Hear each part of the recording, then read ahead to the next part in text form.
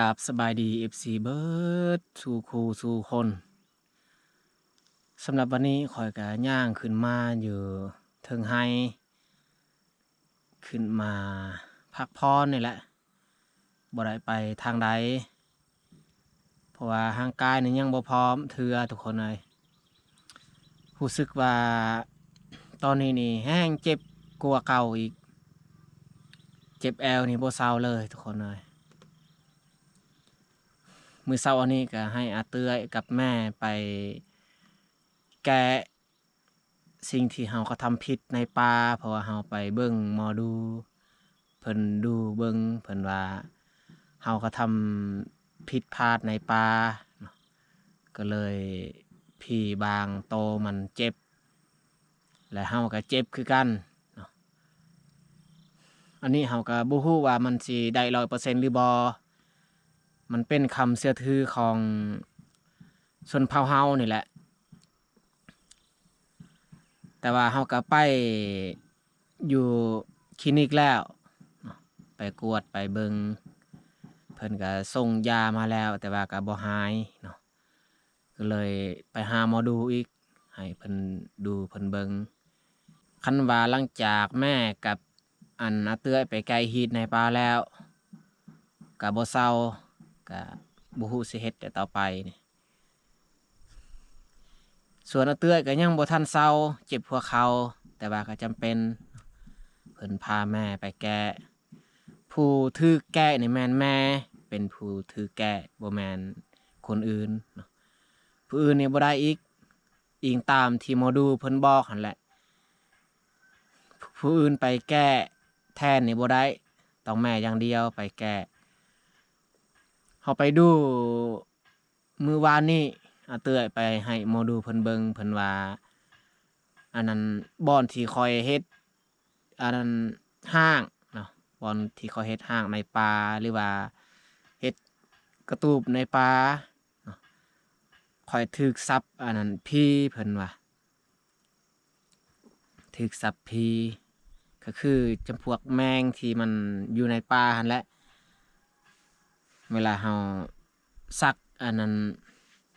เสาลงดินเฮาถูกสับแมงอยู่ในป่าหั่นหรือว่ามดอยู่ในป่าในนั้นเพิ่นว่าก็เลยวันนี้ให้แม่กับเมียเพิ่น2คนไปถอดออกอีกเสาที่ข้อยซัก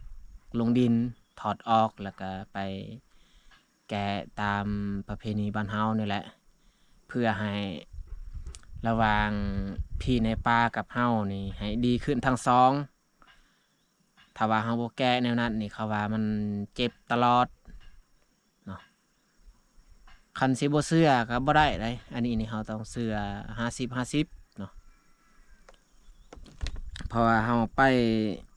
แพทย์หมอก็แล้วแหละเฮามาแก้อีกแบบผิดเฮาเนาะ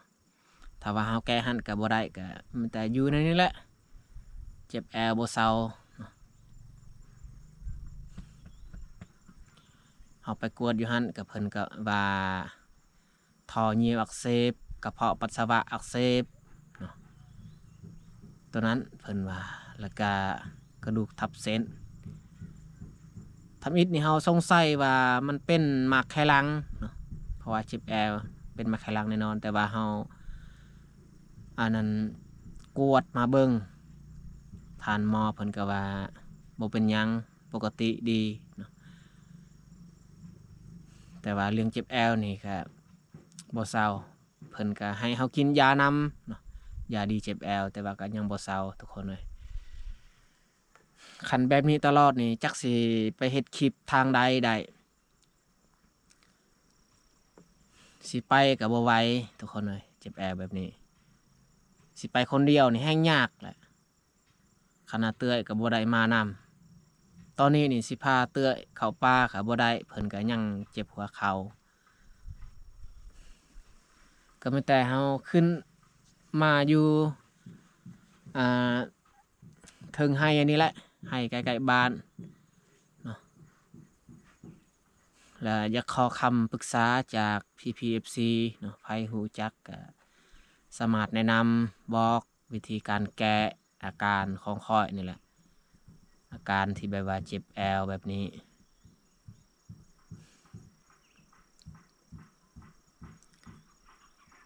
เพิ่นว่ากระเพาะปัสสาวะอักเสบแล้วก็ท่อส่งน้ำเหนียวอักเสบเพิ่นว่าแต่ว่าเพิ่นก็ส่งยาไปแล้วนี่ส่งยาก็หลายเติบแต่บ่เศร้าทุกคนเลยคิดว่ามันสิได้ดิบได้ดีเอาไปเอามาก็แห้งร่างกายอ่อนแอทรุดโทรมหรือว่าย้อนเฮาแพ้ยาบ่เพิ่นส่งหลายขนาดใดตอนนี้นี่รู้สึกว่าอ่อนเพลียกว่าเก่าค่อยย่างขึ้นมาจากบ้านไปฮอดเที่ยงไห้นี่ก็หายใจสั่นหายใจถี่ขนาดเมื่อยจนโตแบบมันบ่มีเหือบ่มีแรงเลย คิดไปคิดมาก็บ่ไปส่งยาก็ดีแล้วก็นี่เฮาไปกวดหั่นมันเจ็บแอวหั่นแหละตัวนั้นเฮาคิดว่าสิไปแก้ที่แท้นี่มันเจ็บตืมเจ็บหนักกว่าเก่าอีกแล้วเฮากังวลอีกอย่างหนึ่งเนาะกังวลก็คือเฮาขี่รถบ่เฮาย้อนเฮาขี่รถไกลบ่มันจึงเจ็บเนาะ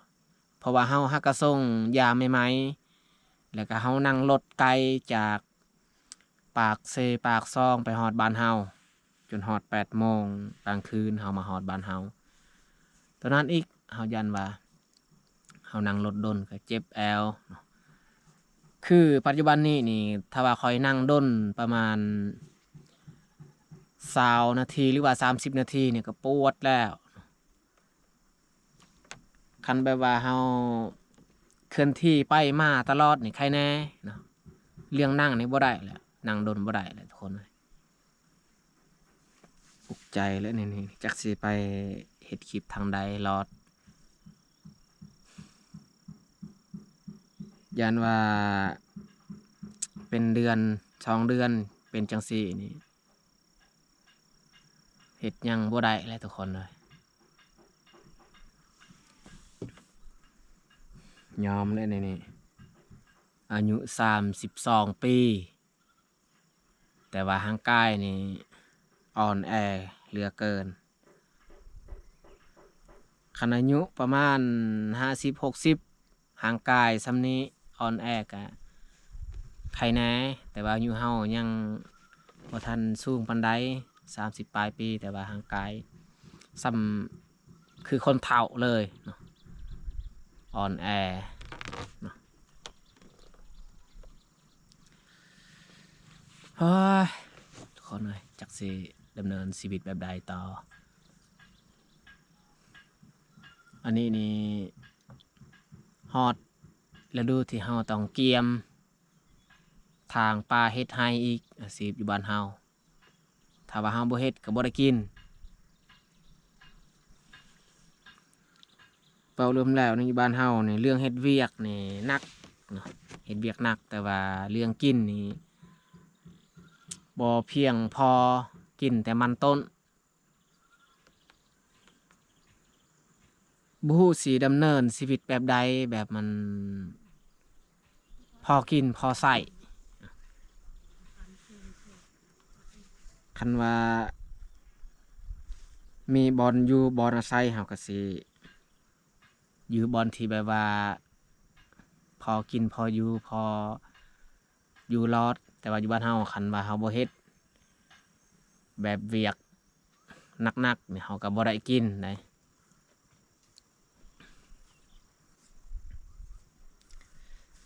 โอเคทุกคนสำหรับคลิปนี้เฮาก็บ่มีหยังสิเว้าต่อมันแต่สิเว้าอาการของตัวเองนั่นแหละยังบ่ทันสามารถเข้าป่าออกไปหากินหรือว่าไปนอนป่าเนาะเพราะว่าร่างกายยังบ่ทันพร้อมเทื่อถ้าว่าวันใดเฮารู้สึกดีขึ้นถ้าว่าอาเตื้อยก็หายดีเจ็บหัวเข่าเฮาก็สิพาเพิ่นออกไปหาอยู่หากินในป่านี่แหละถ้าว่ายังบ่ทันทางป่าเฮ็ดไร่ยังมีโอกาสอยู่เนาะแต่จังใดก็แล้วแต่แม้แต่ทุกคนที่ตามเบิ่งตามชมเนาะว่าเฮาสิดำเนินแบบใดต่อเนาะ แล้วสำหรับคลิปนี้เราก็สิจบลงอยู่นี่แหละต้องขอบอกขอบใจ FC ที่สละเวลาเข้ามาเบิ่งคลิปของเราตั้งแต่ต้นจนจบถ้ามีหยังที่แบบว่า FC อยากให้เราเฮ็ดเราทายเราก็สิทายให้เบิ่งให้ชมอีกครั้งจะได้สำหรับคลิปนี้เราก็สิลาท่านผู้ชมไปก่อนสบายดีบ๊ายบายพบกันในคลิปต่อไป